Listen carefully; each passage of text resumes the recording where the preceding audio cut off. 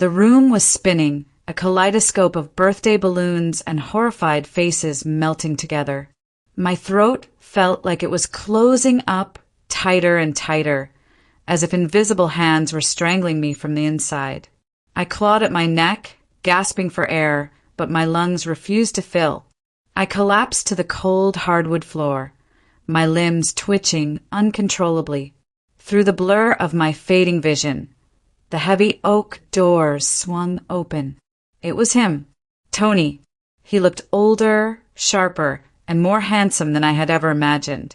He was wearing a charcoal suit that cost more than my entire apartment, holding a massive bouquet of red roses.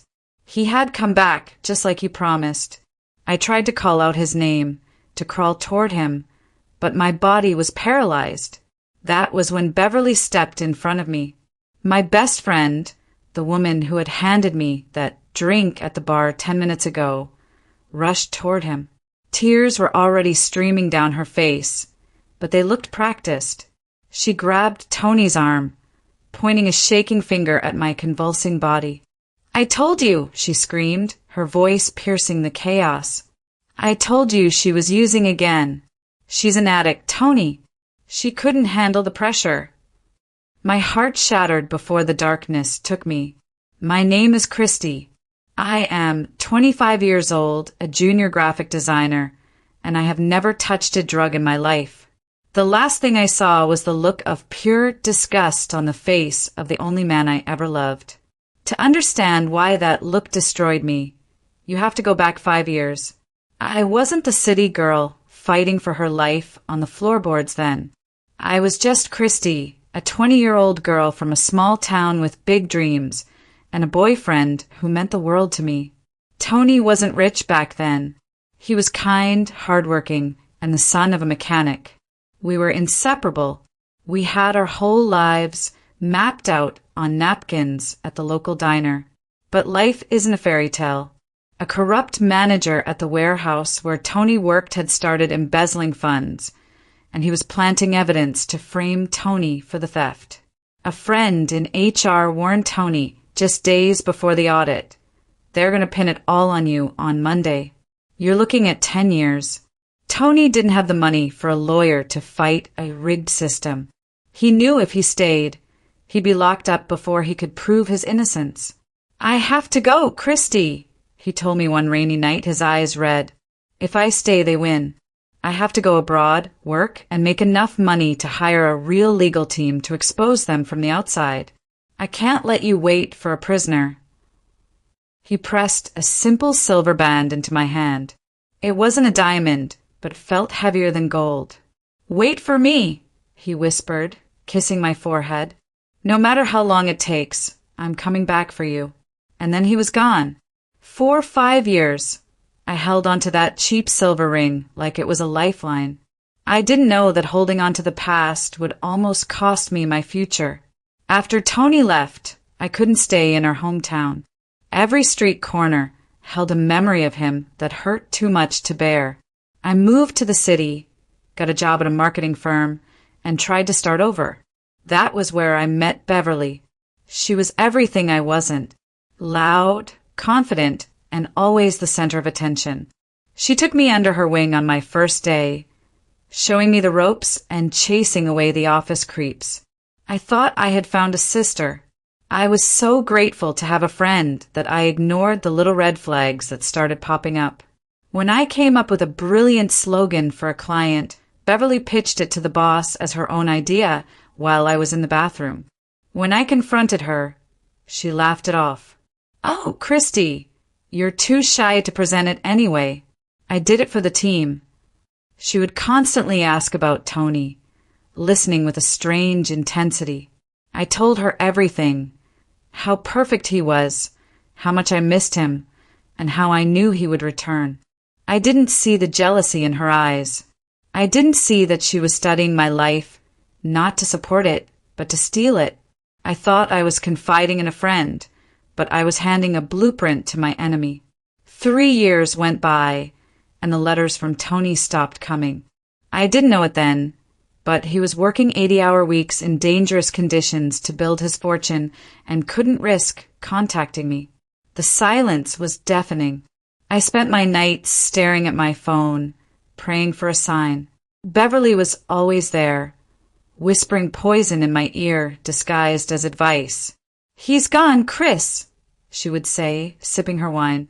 "Men like that don't come back. You're wasting your best years on a ghost. You need to have some fun." She started trying to set me up on dates I didn't want. Once, she accidentally invited a married executive from our partner company to dinner with us, leaving me alone with him. When he tried to put his hand on my leg, I threw my water in his face and walked out. I was shaking when I got home. I called Beverly furious. She just giggled. "Oh, grow up, Christie. He could have paid off your student loans. You have to stop being such a prude." That should have been the moment I cut her off. But I was lonely, and she was the only person who knew my history. I stayed loyal to her, just like I stayed loyal to Tony. I prided myself on being the calm, prepared girl who did the right thing. I didn't realize that in Beverly's world, doing the right thing just made you an easy target. Then the miracle happened. It was a Tuesday afternoon, a month before my 25th birthday. My phone rang with an unknown international number. I almost didn't answer, but something in my gut told me to pick up. "Christie." The voice was deeper, more mature, but I knew it instantly. I dropped my coffee mug. It shattered, but I didn't care. Tony told me everything. He had made his fortune in logistics technology. He had hired a high-powered legal team remotely that uncovered the real culprit and crushed the potential charges before they could stick. He was clear. He was wealthy. And he was coming home. "I'll be there for your birthday," he promised. "I'm going to make up for every single day I was gone." I was screaming with joy. I ran to Beverly's desk and hugged her, spilling the news in a rush of excitement. "He's coming back. Tony is coming back, and he's a millionaire." I pulled back to look at her face, expecting her to scream with me, but she wasn't smiling. For a split second, before she plastered on a fake grin, I saw a cold, dark emptiness in her eyes. She stared at me not with happiness, but with calculation. She realized her pet project was about to become a queen, and she was about to be left behind. That was the moment she decided I had to die. The month leading up to my birthday felt like a whirlwind, and Beverly insisted on being the captain of the ship. She told me I was too stressed with work and the anticipation of Tony's return to handle the logistics. She booked the venue, a sleek, modern lounge, and took complete control of the guest list and the menu. There was one detail Beverly knew better than anyone: my severe allergy to star fruit. Even a small amount of the juice could send my body into shock within minutes. It was something we had navigated for years during lunch breaks. On the night of the party, we arrived at the venue early. It was crowded and loud. Beverly led me straight to the bar. "Tony texted he's running 10 minutes late," she lied, checking her phone. "Let's get a drink to calm your nerves." "You're shaking, Christie." She ordered 2 cocktails. I watched her chat with the bartender, laughing. When she turned back to me, she handed me a glass filled with a shimmering, sweet-smelling liquid. "Drink up," she insisted, clinking her glass against mine. "To the rest of your life." I trusted her with my life. I downed the drink. It was sweet, tangy, and refreshing. I didn't know I was drinking a weapon designed to destroy everything I had waited 5 years to build. 10 minutes passed. The anticipation was killing me, or so I thought. A strange fog settled over my brain. My tongue felt heavy, like it was too big for my mouth. When I tried to greet a coworker who walked by, my words slurred together violently. I don't feel right," I mumbled, leaning against a high table for support. My skin felt like it was burning. Beverly was instantly at my side, but not to help. She spoke loudly, making sure the people nearby could hear. "Oh no, Christie. Did you start drinking before we even got here? You promised you wouldn't do this tonight. I looked at her, confused. I didn't. I tried to say, but my knees buckled. I stumbled, knocking over a tray of appetizers. The room went silent. People were staring, whispering. To them, I looked like a sloppy drunk who couldn't handle her liquor. Then, the heavy oak door swung open. The room hushed completely. It was the moment. Tony walked in. I tried to stand up, to run to him, to explain that I was sick. But my legs gave out completely. I collapsed to the floor, my vision tunneling, just as the poison took full effect. The scene that unfolded next is one that haunts my nightmares. Tony stood frozen in the doorway, a look of pure confusion on his face. He had expected a romantic reunion. Instead, he walked into a disaster. I was on the ground, foaming slightly at the mouth, my eyes rolling back. Beverly wasted no time. She rushed to Tony, grabbing his hands, her face a mask of tragic concern. I didn't want to tell you over the phone, Tony, she sobbed, acting her heart out. She's been on heavy drugs since you left. She couldn't handle the weight. As I convulsed, my purse, which Beverly had been holding, dropped to the floor next to me. A small plastic baggie filled with white powder spilled out. It was a setup. Tony looked from the spilled powder to me. He saw the evidence, my convulsions, the drugs, the chaos. His pride and his shock wouldn't let him see the truth. He didn't check my pulse. He didn't ask me what happened. He believed the lie because the visual evidence was overwhelming. His face hardened. The love I had remembered for 5 years vanished, replaced by a cold, judgmental stare that cut deeper than any knife. Despite his disgust, Tony was still a man of action. He didn't call the police. He called a private medical team. Within minutes, I was being loaded onto a stretcher. He pulled out his black card and paid for everything up front. The best private hospital, the best specialists. He rode in the ambulance, sitting by my unconscious body. He didn't hold my hand. He didn't stroke my hair. He just stared at the wall, tears of anger in his eyes. He felt like a fool for rushing back to a junkie. When we got to the hospital, Beverly was right behind us. Before the doctors could come out and explain that it was an allergic reaction, she intercepted Tony in the waiting room. I'll handle the doctors, Tony, she said, touching his arm gently. You don't need to hear the details of her addiction. It's too painful. Go. I'll make sure she's safe. Tony hesitated, then nodded. He scribbled a note, handed it to a nurse to give to me, and walked out. He didn't wait for the truth. He walked straight into Beverly's trap. I woke up 2 days later in a quiet, sterile room. My head was pounding, and my throat felt like sandpaper. I looked around, expecting to see Tony's smiling face. I expected flowers, balloons, a hug. Instead, the room was empty. Just the steady beep of a monitor and the hum of the air conditioner. A nurse walked in, checking my vitals. You're lucky to be alive, honey, she said softly. That was a severe allergic reaction to starfruit. She handed me a folded piece of paper. My hands shook as I opened it. It was Tony's handwriting. I saved your life because of who we used to be. But I can't save your soul. I don't know who you are anymore. Goodbye.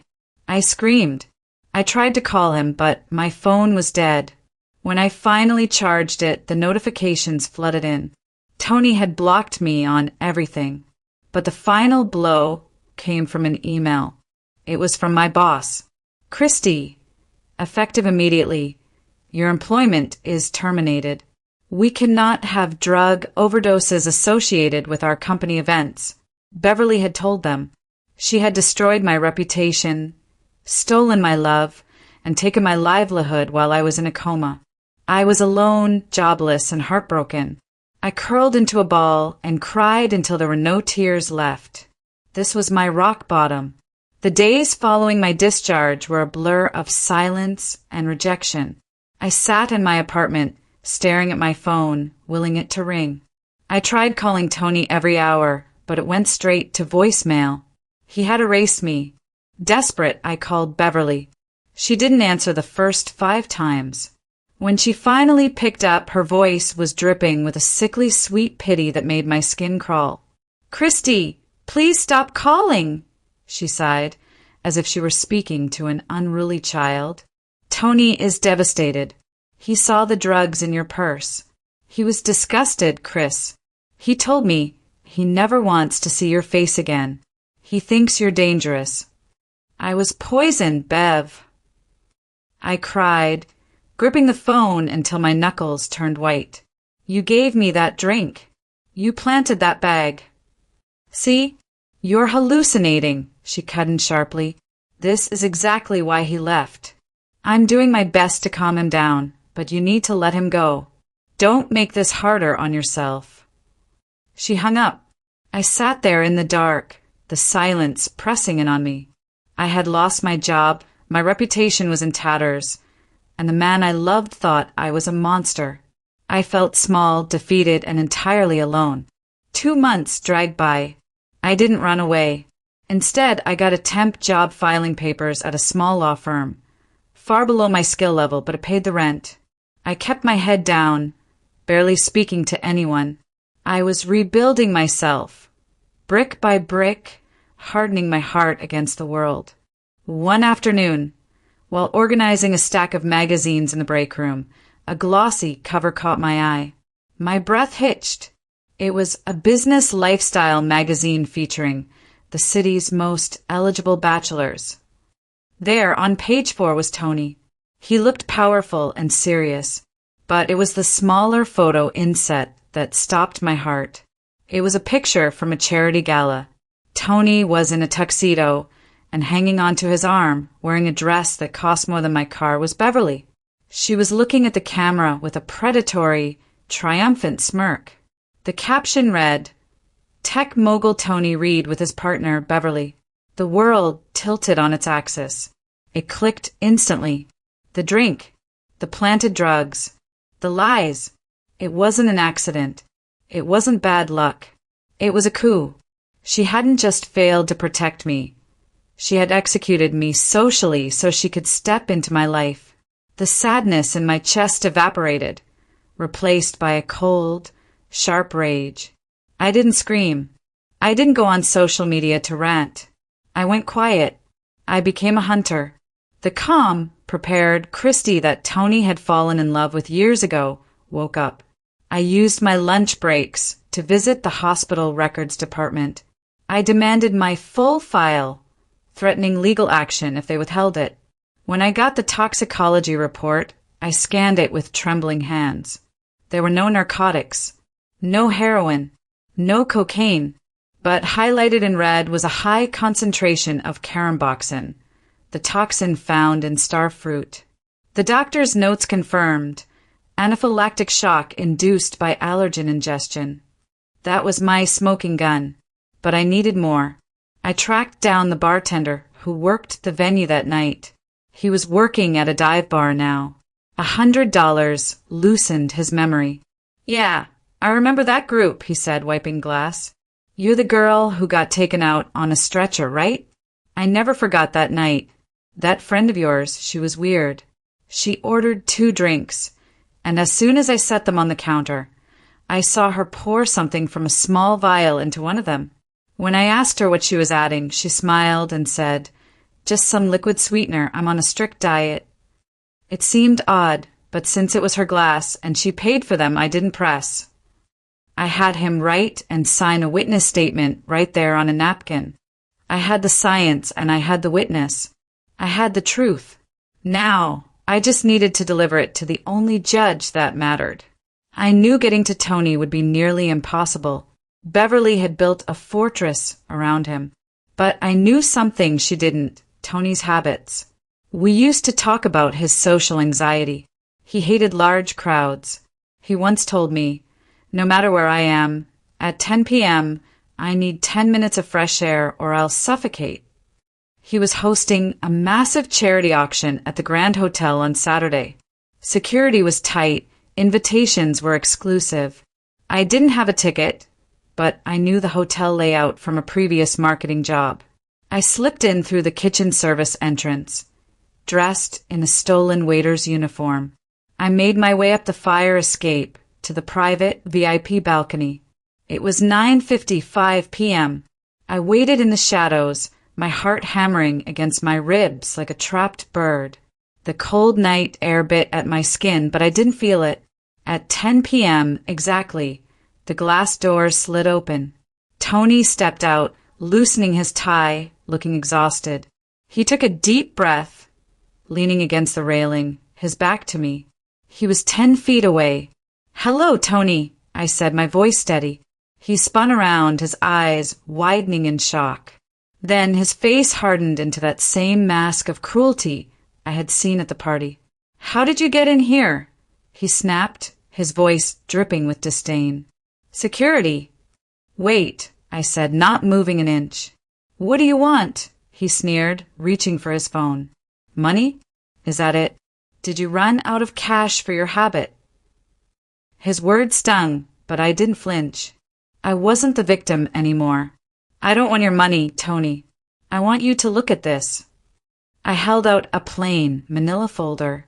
He hesitated, looking at me like I was holding a grenade.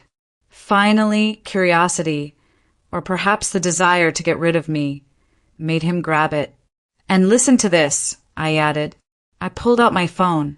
I had contacted the boss's executive assistant. She was the only one who didn't believe the lies, and she managed his entire digital life. She had forwarded me an old voice note attached to a company email Beverly sent weeks before the party. I played the audio. "Hey, it's Beverly. Look, I hate to say this, but I think we need to watch Christie. Her drug use is getting bad. I just don't want it to blow back on the company." Tony froze. He looked at the date on the email. Then he opened the folder. He read the toxicology report. He read the bartender's statement. The color drained from his face. His hand started to shake. He looked up at me, and the arrogance was gone. In its place was a horrific realization. He had been sleeping with the snake that bit me. For a moment, I thought Tony was going to vomit. He stared at the documents, his hands trembling violently. The realization hit him like a physical blow. He had abandoned the woman he loved for the monster who tried to kill her. "I'm going to kill her," he growled, his voice low and dangerous. He turned toward the glass doors, his fists clenched. "I'm going to go in there and destroy her right now." "No." I stepped in front of him, placing my hands on his chest. "If you make a scene now, she'll spin it. She'll say I forged the papers. She'll play the victim again. We don't just want a breakup, Tony. We want justice." He looked down at me, tears spilling onto his cheeks. "Christie, I am so sorry. I didn't trust you. I should have known." "We can apologize later," I said, wiping a tear from his face. "Right now, I need you to act. You have to go back in there, take her hand, and smile. You have to make her feel safer than she's ever felt. Can you do that?" He took a deep breath, the old determination returning to his eyes. "For you, I can do anything." We spent the next hour plotting in the cold. We weren't just ex-lovers reuniting, we were partners in crime. By the time he went back inside to kiss the woman who poisoned me, the trap was set. The following week, Tony executed the plan flawlessly. He took Beverly to a 5-star dinner and proposed with a diamond the size of a grape. Beverly said yes instantly, posting it all over social media with the caption, "Finally got my fairy tale." Tony suggested they throw a massive engagement party immediately. "Let's do it at the Sapphire Lounge," he suggested casually, "the place where we first reunited. Let's overwrite the bad memories with good ones." Beverly, blinded by her own ego, didn't suspect a thing. She thought she had one so completely that the past couldn't touch her. She invited everyone, our old boss, the co-workers who shunned me, and Tony's biggest investors. She wanted an audience for her victory lap. I was the ghost in the machine. Tony gave me access to the event planning coordination under a fake name. While Beverly was busy picking out flower arrangements, I was coordinating with the AV team and the district attorney's office. I watched her from the shadows as she pranced around, treating the waiters like dirt. She had no idea that the entertainment for the night wasn't a jazz band. It was her own destruction. The night of the party, the Sapphire Lounge was unrecognizable. It was draped in white silk and gold lights. Beverly stood at the center of the room in a white gown, basking in the adoration of the crowd. She looked like a queen. I watched from the wings of the stage, my heart pounding a steady rhythm of war. Tony took the microphone, tapping it to silence the room. "Thank you all for coming," he said, his voice smooth. He put his arm around Beverly's waist. She beamed up at him, looking like the picture of innocence. "Tonight is about truth," Tony continued. "It's about loyalty, and it's about recognizing the people who really got us here." He turned to Beverly. "I want to introduce the person who made this all possible." Beverly stepped forward to accept the applause, tears of joy in her eyes. "Roll the tape," Tony said coldly. The room went pitch black. The massive projection screen behind them flickered to life. The applause died instantly, replaced by a confused murmur. Beverly laughed nervously. "Tony, what is this? A montage?" "Watch," he whispered, stepping away from her. The video wasn't a romantic montage. It was high-definition security footage from the venue bar on my birthday, digitally enhanced. The timestamps were clear. The entire room watched in stunned silence as Beverly handed me the glass. Then a new clip played, from the bartender's perspective, showing her pouring the vial. A gasp ripped through the crowd, but the audio was worse. The video cut to a recording of Beverly's voice. "It's done. She's down." The powder I planted worked perfectly. Tony is devastated, and I'm the shoulder he's crying on. Christie is out of the way for good. The lights slammed back on. Beverly stood frozen, her face pale as a sheet. She looked at Tony. "Where did you get that?" "You left your iMessage logged in on my iPad, Beverly," Tony said, his voice like ice. "I found the voice notes you sent to your sister." It's a deep fake," she screeched, her voice cracking. "He's trying to frame me." "No, Beverly," I said. I walked out from behind the curtain, wearing a dress the color of vengeance, blood red. The crowd parted for me like the Red Sea. I looked healthy, strong, and alive. Beverly tried to run, but she didn't get far. 2 uniformed officers stepped out from the back entrance. The room erupted into chaos as they handcuffed her in her white gown. "You can't do this," she screamed, thrashing as they dragged her past the stunned guests. "I did this for us, Tony. She wasn't good enough for you." "That's enough," the officer said, shoving her into the waiting cruiser. "Mr. Reed provided us with the toxicology reports and the sworn affidavits this morning. Beverly, you're under arrest for attempted murder." Inside, the silence was deafening. My old boss, the one who had fired me via email, walked up to me, looking ashamed. "Christie, I had no idea. We would love to have you back." "With a raise, of course." I looked at him, then at the job that had made me miserable even before the poison. "No thanks," I said, squeezing Tony's hand. "We're starting our own firm, and we have a strict no toxic people policy." We walked out of the lounge, leaving the whispers and the wreckage of Beverly's life behind us. The cool night air hit my face, but this time I could breathe. She wanted my life so badly. She forgot she had to be Christie to live it, and I'm the only one who can survive being me.